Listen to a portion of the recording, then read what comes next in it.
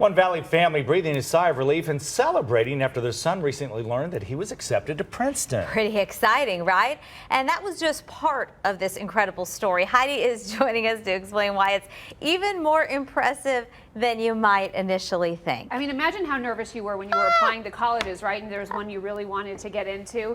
They have done this 4 times now. 4 kids applying to Princeton. All of them got in. So this was a huge sigh of relief for Sarah and Mario Martinez. They're going to be sending their son to Princeton this fall after he graduates from Glendale Preparatory Academy. But as we said, it'll be a familiar trip because their other 3 kids are there as well. Quite a feat and something they have worked very hard to achieve. So Princeton had a couple of things that I wanted. So, Matt Martinez had his eye on Princeton early on. I've known like forever that I wanted to keep playing football, and that was a good place to do that at a school. So in addition to applications at other Ivy League schools, he submitted one there. Hopeful, but realistic. I was always trying to do my best to convince myself that I wouldn't get in, right? So that way, if I didn't get in, it was okay, and if I did get in, cool. After a long day at school, it was decision time. I knew that I was going to find out about halfway through the class, and so I just wasn't paying attention for 45 minutes. He got in, not knowing he was setting a precedent for his siblings. A year later, it was his brother Isaac's turn to pick a college. Finding his own interest to pursue at Princeton, he also threw his hat in the ring. But Princeton had a good running club, so I did cross country and track in high school. And I'm still on the running club there. He and Matt actually room together now and occasionally run into yet another Martinez, their younger sister, Alex. When the face that people have, it's the same every time they figure out I have an older brother at Princeton, because Princeton is small enough where everybody has connections to each other in some way or another, so inevitably they either know Matthew or Isaac. And then the next question is always, do you have any other family that goes here? And when I say that I have 2 brothers that are actually rooming and they learn they're both the same year, the next question is always, oh, are they twins? She says despite what many people think, she wasn't a shoo-in and wasn't even sure she would go there. I had 2 camps of friends. I had one camp that was, your brothers are going to Princeton, so are you going to go there too? Before I had even applied. And then another camp of friends that were saying, you can't go to Princeton, your brothers are there.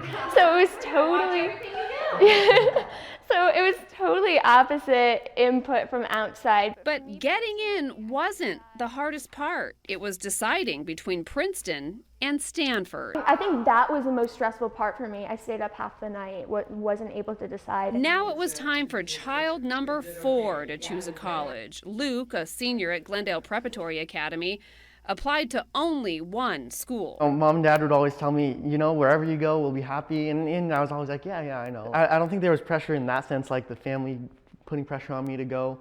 I feel like I kind of did myself, because I was like, well, if I don't get in, I'm the least of the siblings, the least of the black sheep of the family. Decision day rolled around, and Princeton sends their decisions via email. I checked it, and I couldn't figure out how to see it, because I'm not great with like computers and stuff.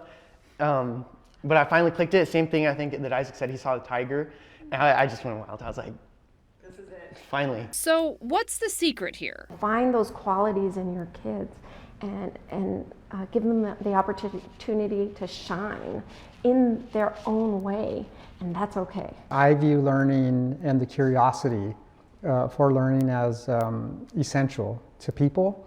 And I think that every person has that and every child has that, but you have to bring it out. Mom always told me to think about it was just like, it's a crapshoot. Like you do everything that you can to maximize your own odds. The idea always was, you do your best and you try to like set yourself up to have the best possible odds. Are you relieved that there are no more children? Yes. Yes. Absolutely. Wow, I mean, Heidi. Isn't that incredible? It's amazing. So I was telling Scott and Olivia during the break, every Ivy League they applied to, they got accepted to.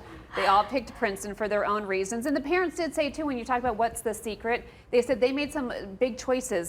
The oldest son, Matt, went to Rancho Solano. The other 3 went to Glendale Preparatory. So they have literally moved to put their kids in schools where they felt like education was a real priority. Wow. So Incredible. I'm guessing their conversations at Thanksgiving may be a little different than the rest of ours.